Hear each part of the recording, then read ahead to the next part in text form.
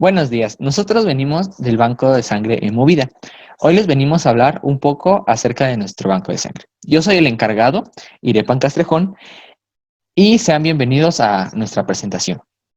A continuación, mi colega Alondra Arevalo les va a hablar acerca de cómo contactarnos y de dónde nos ubicamos. Soy encargada del área de educación y así como ustedes, nosotros somos egresados del CBT 65.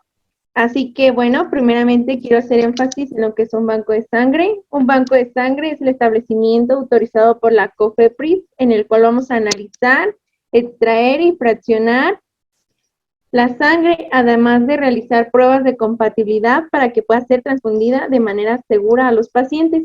Captamos sangre a través de la solicitud que se les hace a los pacientes, algunas veces donadores voluntarios, aunque desafortunadamente esto es muy escaso, y de hecho quiero comentar esto brevemente, que la donación altruista en nuestro país es muy baja, lo que pone al país en riesgo porque no tenemos unidades necesarias para dar tratamiento a todos los pacientes que lo necesiten. Por eso es tan importante que la gente acuda a donar.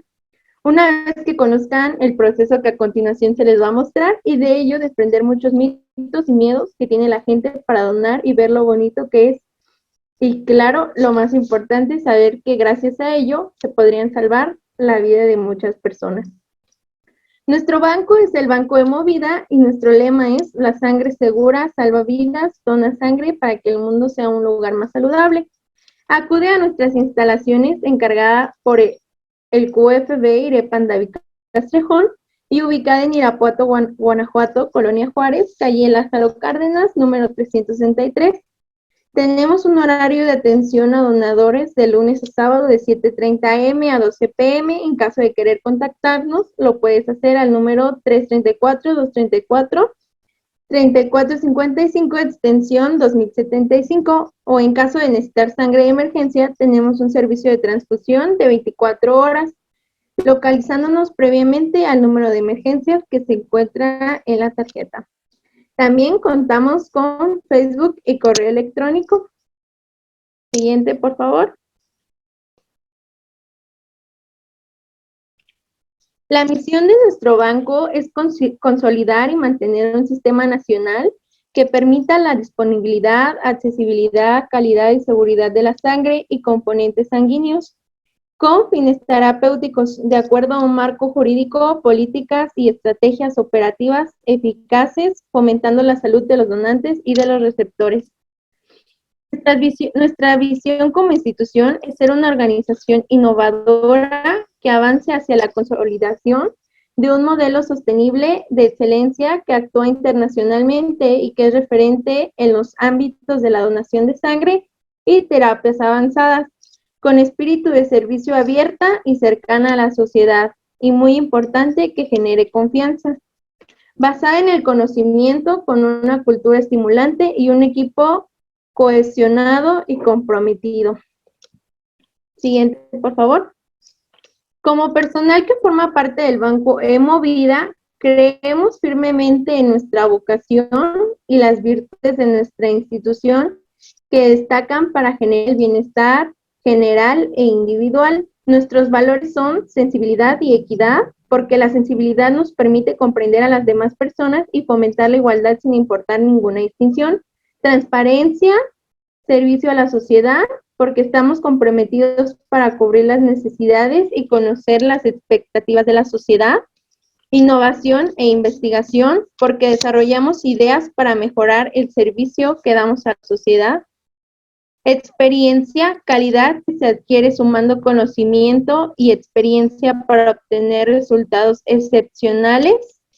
Ética, responsabilidad y compromiso con las personas, porque creemos en una responsabilidad con la población y el interés personal que nunca deberá estar por encima de la atención, cumpliendo con los derechos y obligaciones. Coherencia, actuar y comportarse en consecuencia con las decisiones tomadas, siguiendo los principios y valores establecidos.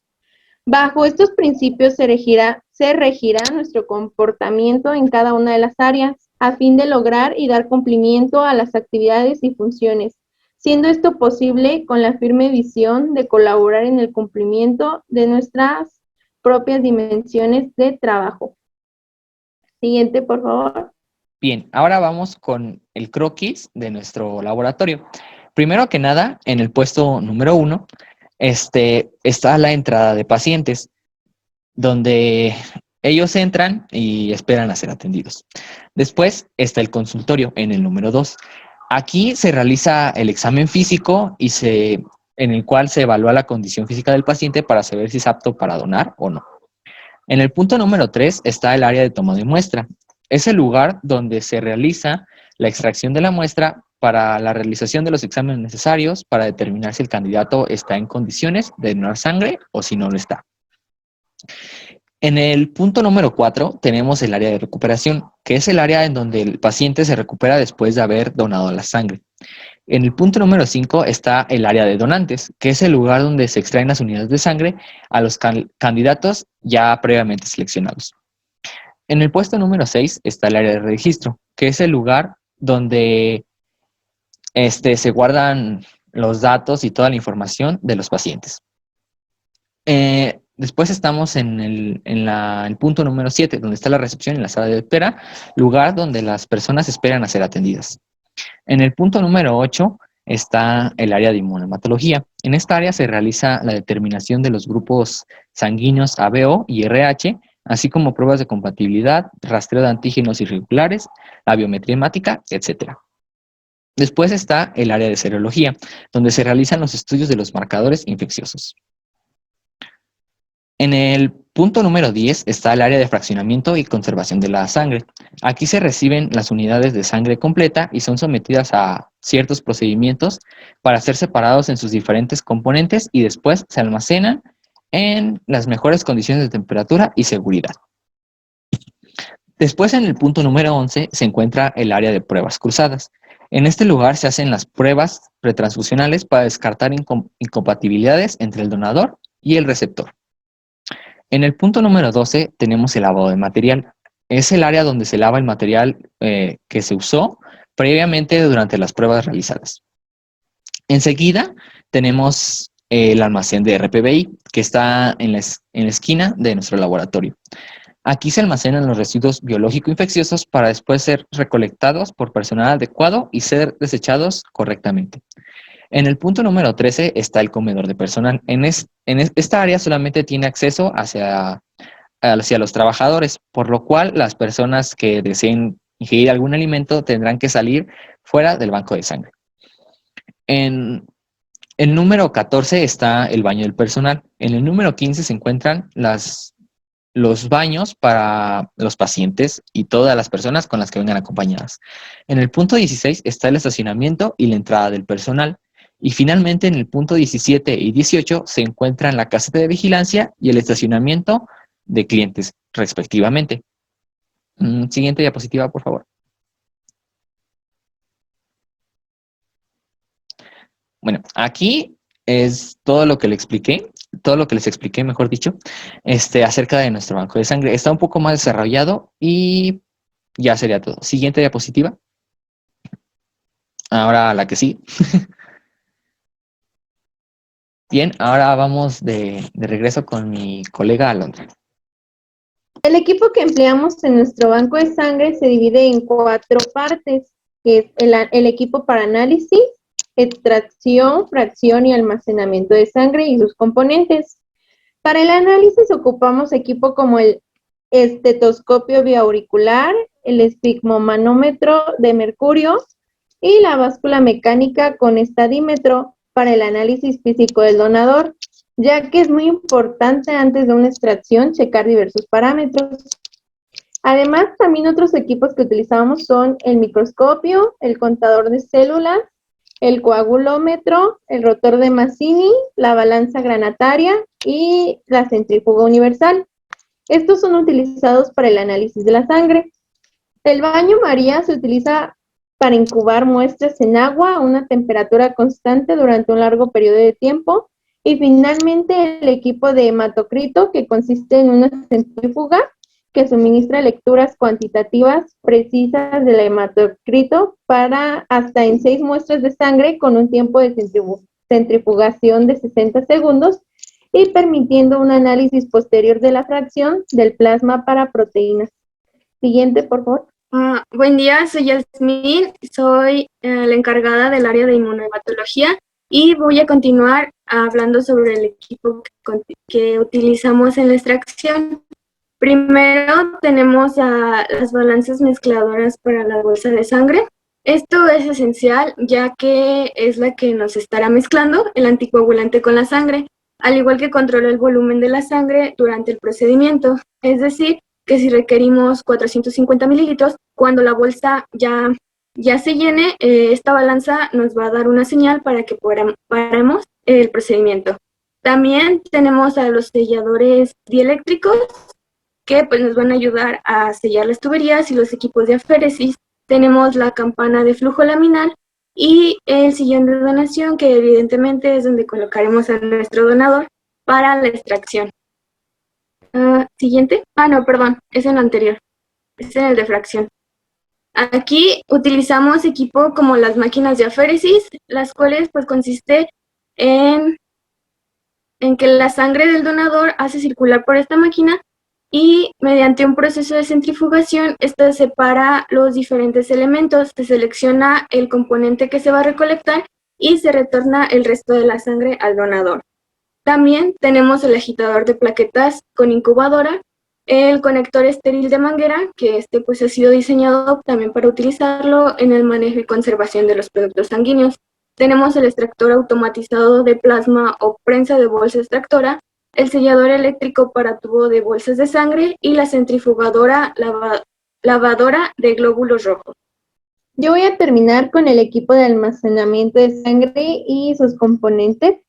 El área de conservación de la sangre y sus componentes está compuesta por refrigeradores que mantienen temperaturas de 2 grados hasta 6 grados Celsius para servicios de sangre como glóbulos rojos, cámaras de congelación con temperaturas de menos 30 grados para plasma que podría ser resguardado hasta por 3 años, o crioprecipitados para personas que no pueden coagular bien, centrífugas refrigeradas y cámaras de conservación para concentrados plaquetarios, que consiste en una cámara que está en constante movimiento para que no se peguen entre ellas.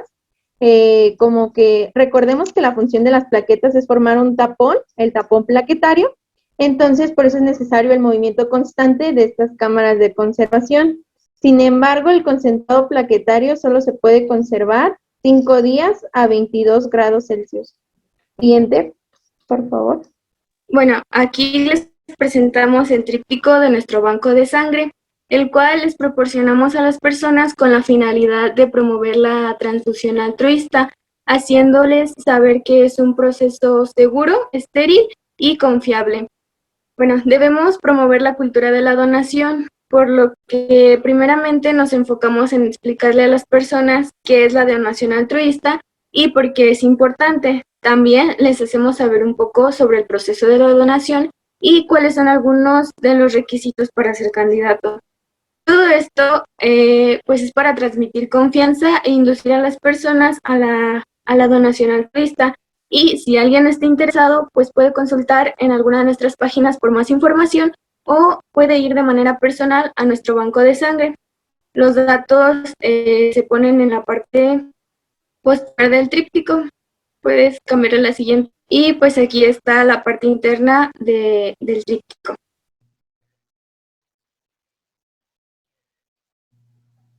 Bien, ahora vamos con el cuestionario para la selección del donante.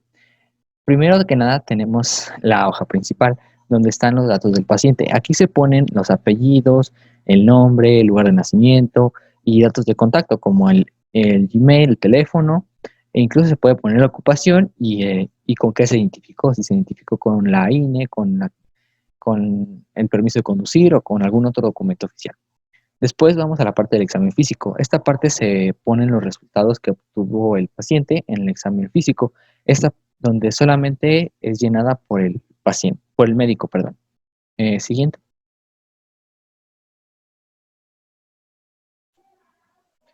Ahora vamos con el cuestionario para el donador. Esta parte va a ser llenada por la persona que va a donar. La dividimos en varias secciones. Primero, las condiciones básicas. Las preguntas en esta sección son las más comunes que se realizan al momento de donar sangre, como si es mayor de 18 años, pesa más de 50 gramos, está o estuvo embarazada, etcétera, etcétera. Después vamos con las preguntas personales. Aquí son preguntas un poco más íntimas, como si ha tenido relaciones sexuales recientemente o ha usado métodos anticonceptivos. Después vamos a la parte de la medicación. Aquí son las preguntas relacionadas con la salud, como por ejemplo si ha tomado algún medicamento o si ha tenido COVID-19, que es lo más actualizado, por decirlo así, últimamente. Siguiente diapositiva, por favor.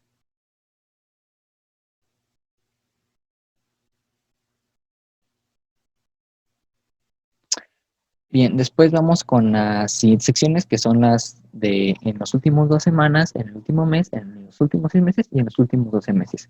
Aquí se hacen preguntas como un poco más de rutina, por así decirlo, donde las preguntas relacionadas son si ha presentado fiebre, ha recibido alguna vacuna, se ha realizado tatuajes o si has recibido algún tipo de cirugía. Esto solamente para saber si la persona puede donar sangre debido a factores externos. O también en alguna ocasión, en esta sección se hacen preguntas que no tienen una fecha de vencimiento, por así decirlo, o un tiempo para que transcurra, donde algunas de ellas sirven para descartar directamente al paciente, como por ejemplo si ha padecido alguna ITS curable como sífilis, gonorrea o entre otras. O también nos preguntan si el paciente padece problemas del hígado o de presión arterial. Siguiente.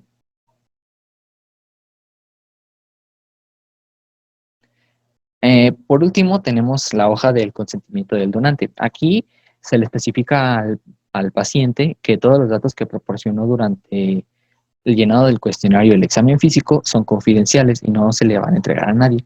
De igual manera, esta hoja nos sirve para verificar que el paciente donó voluntariamente y que da su consentimiento para que la sangre sea estudiada, así como lo establece la sección 6.6 en el inciso C de la NOM 253 SSA 1 2012. De igual manera, el paciente al momento de firmarla declara que ha sido veraz en cada una de las respuestas del cuestionario. Finalmente, el paciente debe poner su nombre y firma. Esto debido a que como algunos pacientes... Buenos días, yo soy la química farmacobióloga Camila Castro, soy encargada del área de serología. Primero les voy a hablar un poquito sobre lo que es el examen físico de donante.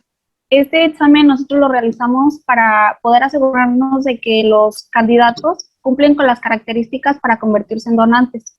Tenemos primero el ritmo cardíaco, donde el pulso del donador debe encontrarse entre los 50 y 100 latidos por minuto. En el caso de los atletas, nosotros podemos aceptar un latido inferior, pero eso ya depende de particularmente lo que un profesional dictamine.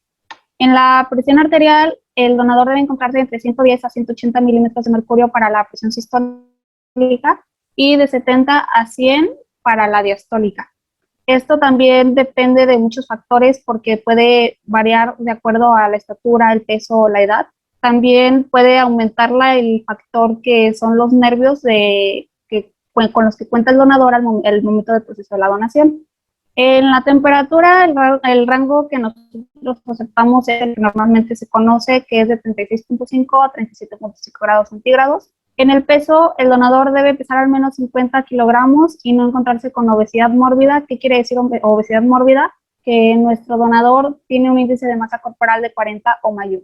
En cuanto al último examen, nosotros tenemos el examen de venas anticubitales, donde se evalúa el acceso venoso, ya que ciertas cosas como cicatrices, erupciones o la piel marcada o incluso las venas muy delgadas pueden hacer que la flebotomía sea muy complicada o incluso que no se pueda llevar a cabo.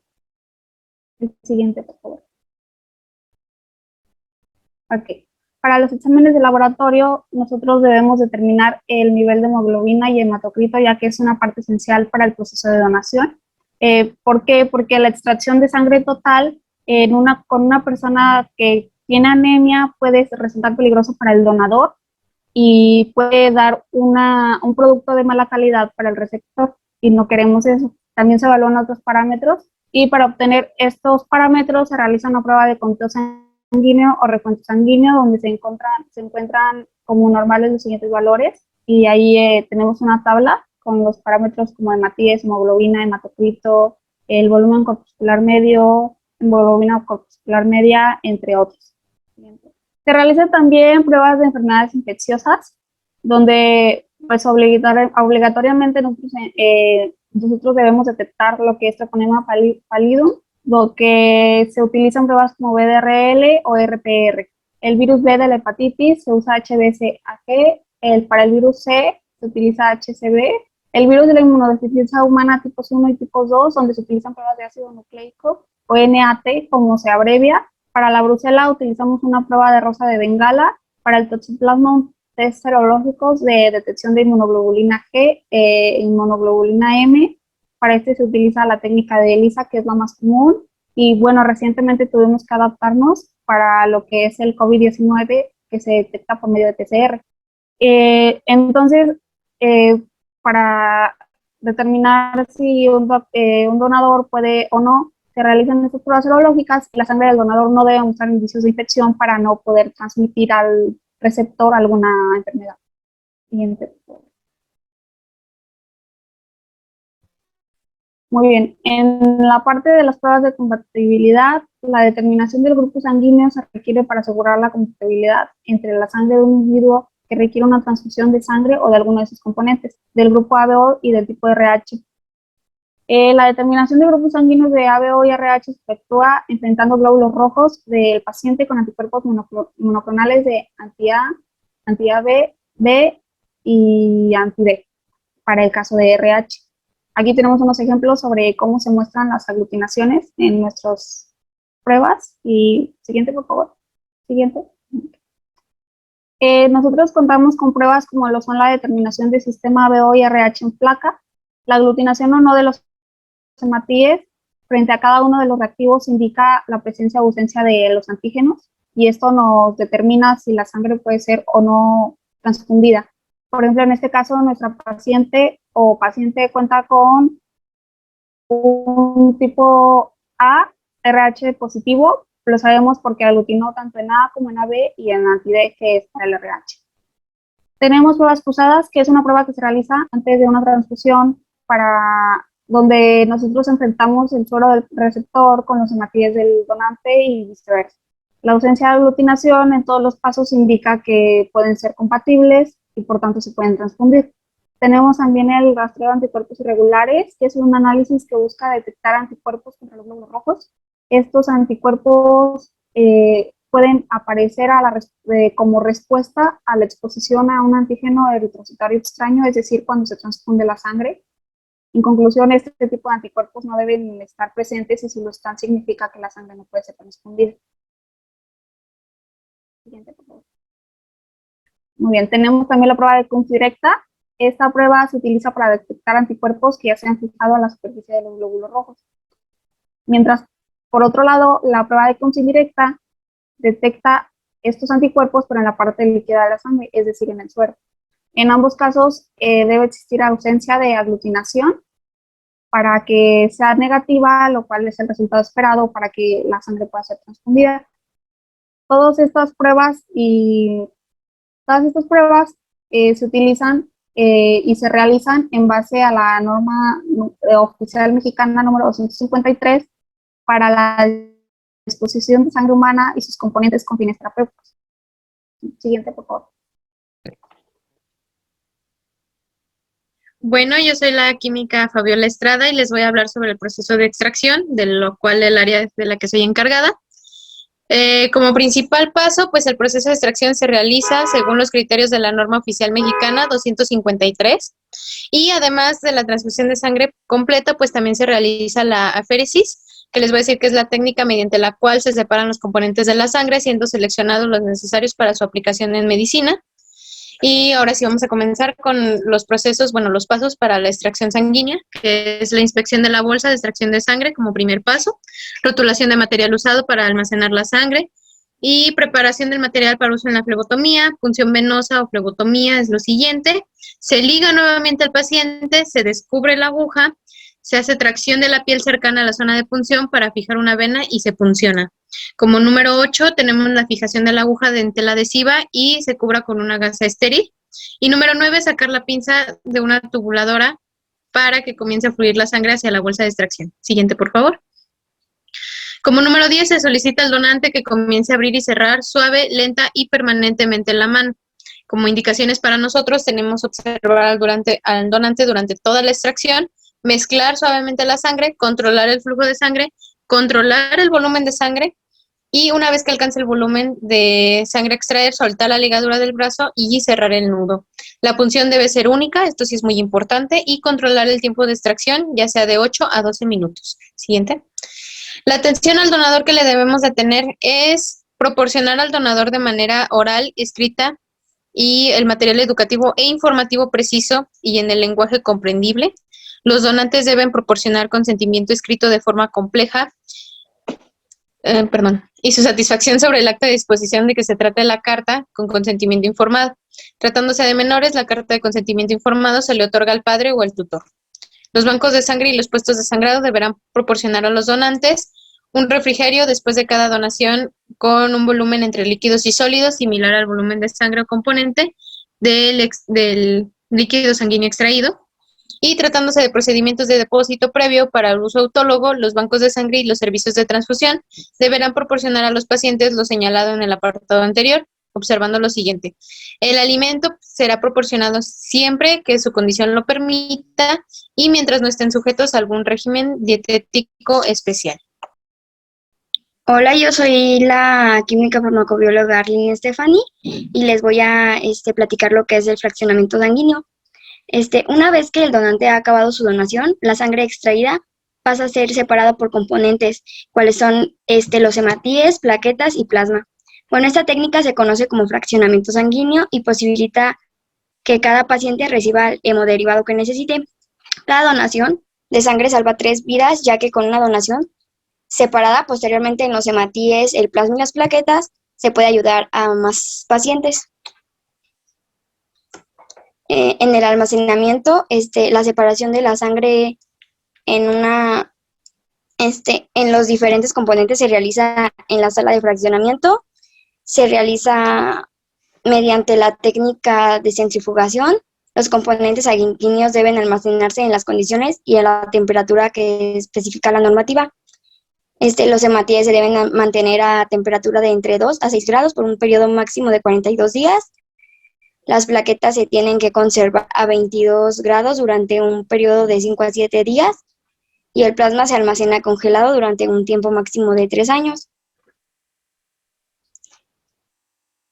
En el traslado, las unidades de sangre y componentes sanguíneos de un establecimiento a otro, se indica que el banco de sangre o el servicio de transfusión proporcione al transportista las instrucciones necesarias para un traslado adecuado. Lo primero sería colocar las unidades en contenedores adecuados que cumplan con lo siguiente, que sean de material plástico, herméticos, termoaislantes y lavables. De igual forma que aseguren la temperatura para mantener rangos adecuados del componente a transportar.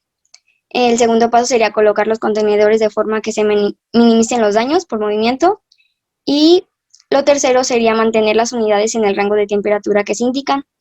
Entre 2 a 10 grados centígrados para la sangre total o reconstituida, concentrado de eritrocitos y concentrados de eritrocitos descongelados y resuspendidos, y plasmas precipitados en estado líquido. Entre 20 a 24 grados para preparados plaquetas, a temperaturas que garanticen el estado de congelación para los plasmas, precipitados y mezclas de precipitados, plaquetas o concentrados de eritrocitos congelados. Entre 20 y 24 también para unidades de granulocitos. Se emplearán dispositivos que permitan verificar la transabilidad de la temperatura de conservación durante el traslado para asegurar la conservación óptima. En transporte aéreo, las unidades de sangre y componentes sanguíneos en estado líquido se trasladarán a cabinas presurizadas. El tiempo máximo de traslado de unidades celulares o mezclas de estas en estado líquido no deberá exceder las 24 horas. El tiempo máximo de traslado de plasmas en estado líquido será aquel que permita que las unidades sean transfundidas en un intervalo que no exceda las 24 horas a partir de su descongelamiento, y en caso de precipitados que no exceda de 4 horas. Y eso es todo de mi parte. Bien, esto fue todo por esta ocasión. Muchas gracias por su atención y aquí están algunas de las referencias que consultamos al momento de hacer nuestra presentación por si gustan revisarlas. Eso fue todo y muchas gracias. La donación de sangre es un acto principalmente altruista que puede ayudar a salvar vidas, y como lo vimos el día de hoy, es un proceso sencillo y completamente seguro para el donador, y la responsabilidad que tiene el banco de sangre al manejar después las unidades y transferirlas a quienes las necesitan es extraordinario.